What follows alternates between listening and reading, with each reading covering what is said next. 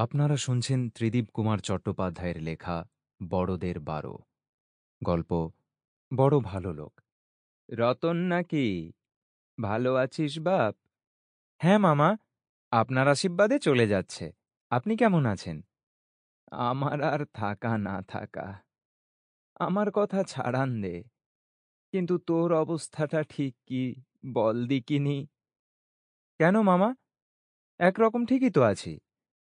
কোথায় আর ঠিক রে, তোর জন্যই বড় দুঃখ হয় বুঝলি।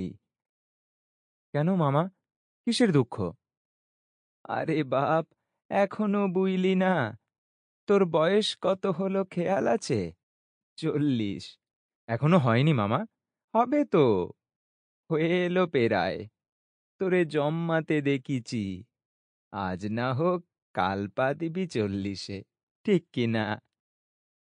হ্যাঁ সেটা ঠিক। বেশি বাকি নেই। আপনি হলেন গে সাক্ষাৎ গুরুজন। আপনার হিসেব কি ভুল হতে পারে? তবেই বুঝে দেখ, এরপর কি আর সময় থাকবে রে? তোর ট্রেন প্ল্যাটফর্মে শীষ বাইজে দিচ্ছে। কিসের সময় মামা?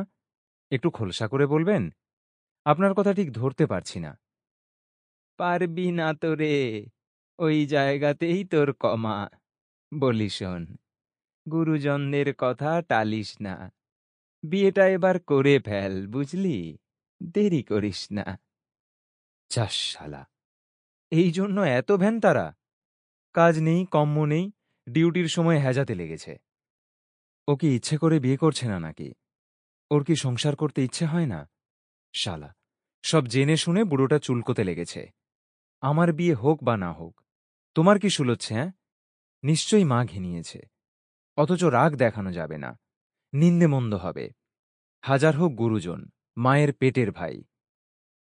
চেষ্টা তো চলছে মামা, ঠিকঠাক লাগছে না।